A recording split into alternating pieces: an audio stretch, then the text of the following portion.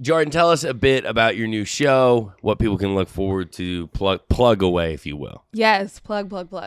My new show is called The Buckets 5. It is all about the WNBA, on court, off the court, everything. Also player interviews. That's what I'm really excited about, to really be able to showcase the personalities of these players, because I feel like that doesn't get shown a lot. So that's what we're going to do.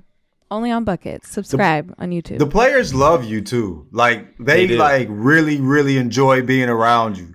You get stuff out of them that most people don't. So I'm excited about this. Thank you. I try to say that's my superpower, where I just pretend like we're automatically best friends. Like, you don't really have a choice. We're best friends.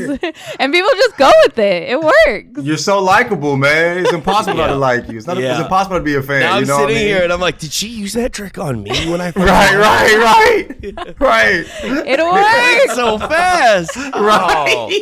That's all right, Buckets 5. The first thing is 5 things that fans should know about the WNBA. What is one of those things that fans most need to know going into this WNBA season? Yes. Well, there's a lot you need to know, but I think one thing that sticks out is the schedule change. So we're starting the season a little earlier. Normally it's about mid-May, end of May, but because of the FIBA World Cup that's happening in September, they had to like scoot up the season. But I'm happy about that, because that means we get the season faster. So not an issue for me.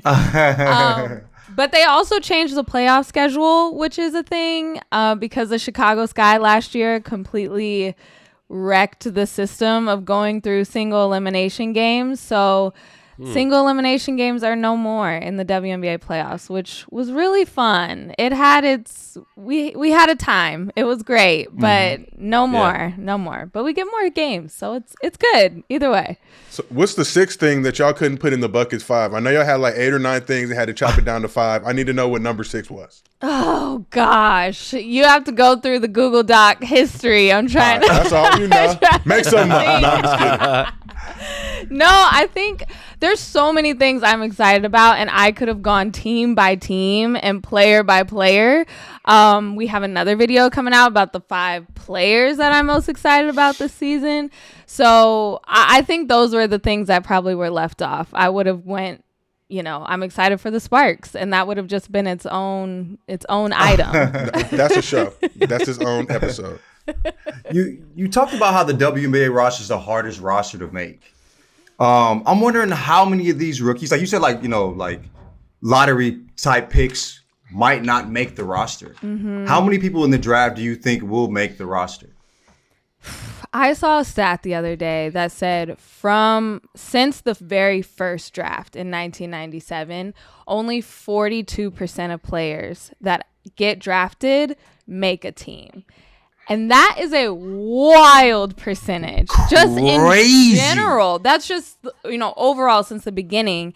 And I think that stays true year to year. For example, the Aces traded up for the 4th pick, and then that player got waived. Didn't even make training camp. So you trade up to pick someone, and then they still don't make it.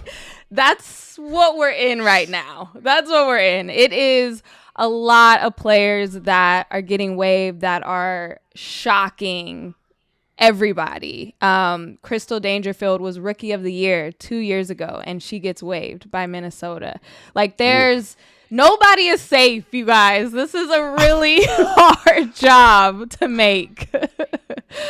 I had no idea about that. That's wild. I mean, there's been talks, right, about should they do a G League. I think Stewie today tweeted about letting some of the players not count against the roster because of the 144 players, really it's only like 133, have guaranteed spots. What do you think would be an easy, efficient solution? Because I've always said this about the NBA, that every team should have their own G League team. There's enough bread if you really want to cultivate American hoops. And I think the same thing about the WNBA. If you're going to make that investment, every team should have their own G League team and have a squad that's really going to develop and cultivate the game here first. Yeah, I've been thinking about this. I think there's levels to it. I think the first thing I would do is extend the roster. So right now it's capped at 12. Let's make that 15. And those can be practice players. Throw them, a little bit of money just so they can develop. If somebody gets hurt, then they can be an immediate call up, because that's not even a thing right now. So the next step to me would be adding more teams to the existing WNBA. Like, I just can't imagine that it's easier to start a whole league, a whole developmental league, than to add 2 teams in different markets that don't have that. So that's what I've been racking my brain about, is like, okay, if we get 3 more teams, if we put our pennies together and we get a team, and like that would help add, that's 15 more roster spots, or that's 12 more roster spots on each of those teams. I think that would be an immediate solution. For the developmental league, that would be a dream, but I think first it comes adding more roster spots to be practice players, and then adding more teams in different markets that don't have them, bringing back teams that are no longer here. That would be my first step. Okay. Something has to happen.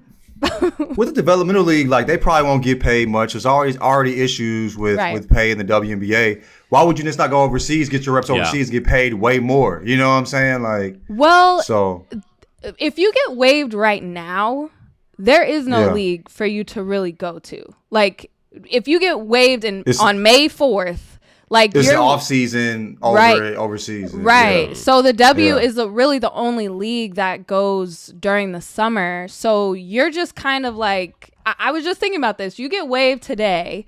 You're hoping that somebody picks you up. You're still in the gym, but you're really just preparing for the overseas season, which doesn't start until the fall. Like, you're kind of stuck. Like, that's how I feel. It's not like you can just go and hop and go to another league right now. Jordan, I want to ask, I've been waiting to drop this one. What is the most intriguing thing for this upcoming WNBA season that a fan needs to be watching out for? Player, storyline,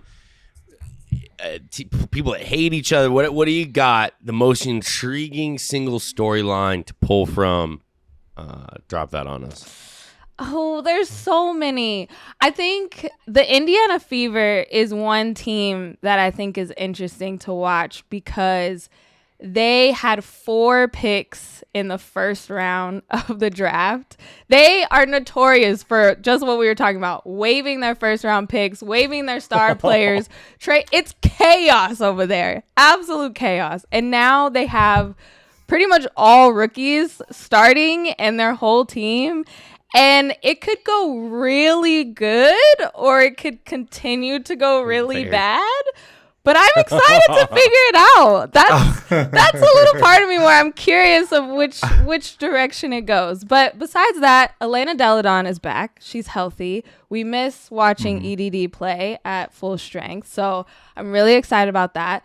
Liz Cambage is in LA. I saw her in the preseason game. She almost got a tech. She fouled out in a preseason game at Northridge. So I'm like, when the season actually starts, I can't wait.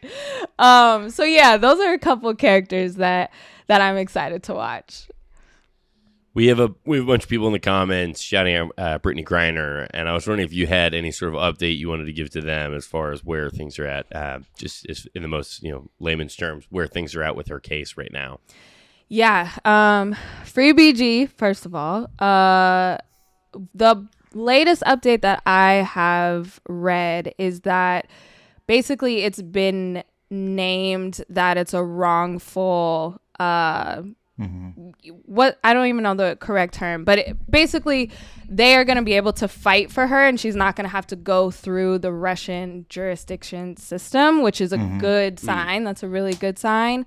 The other update is that the WNBA is going to honor her on all of the courts with her initials and her jersey number, just to really make sure that we're not talking about it. It's a real tough situation for the league they don't want to be over animated about it, but they don't want to say anything. So I feel like this is their peace offering of like, okay, we're going to make sure that everyone's aware of it. We're going to have her initials and her number on every court.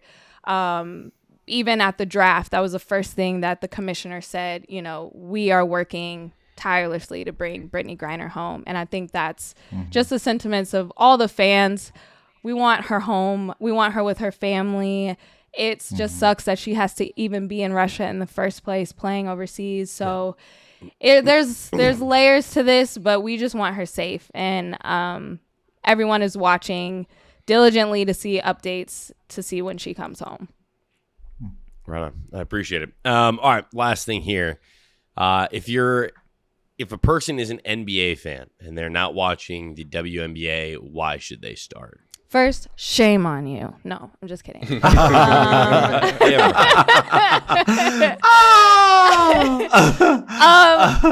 think, I don't know, like hoop is hoop. That's what I always say. If you love basketball, you are going to love the WNBA because there are ridiculously skilled players in this league. They are pros. And we have, like I mentioned, Rookie of the Year. You get an award, doesn't matter. Somebody's taking your spot. Like there are really, really, really good basketball players that are playing in this league. And if you want crossovers, hey, I was there live when Sue Bird touched Earth because Erica Wheeler crossed her so bad. I'm so sorry. I'm so sorry to bring this up. Why did you bring on this wonderful Lord's Day? But we had to bring it up. We have to bring it up. You gotta say that for February. With these weak ass games. Now we gotta hear about it. Come on, man. I'm sorry, but we have it all. It's all of that in the W. It's exciting, and once you start, I think with the Buckets 5, I'm wanting to bring out those personalities because then you can latch on to players and be able to follow their career and follow them throughout the season. I think that may be the difference between NBA. You might have a diehard team, and then the W don't know where to start, or your hometown doesn't have a team. But latch on to these personalities and some of these players and look at the stats. There are really, really good players and there's someone to root for everyone. You want a shot blocker, you want a good defender. There's a little bit of everyone. So come over to the orange side. It's wonderful over here. Awesome, Jordan. We appreciate you jumping on. Where can people follow you and tap in so they don't miss any of these episodes going forward? Yeah, so make sure to subscribe to the Buckets YouTube. You can follow me on Instagram at Jordan Ligons, on Twitter at _Jordan Ligons. And yeah, follow Buckets. Right on. We appreciate you jumping on tonight. I know it's late. Thank you, Jordan. You're welcome. Bye. Bye.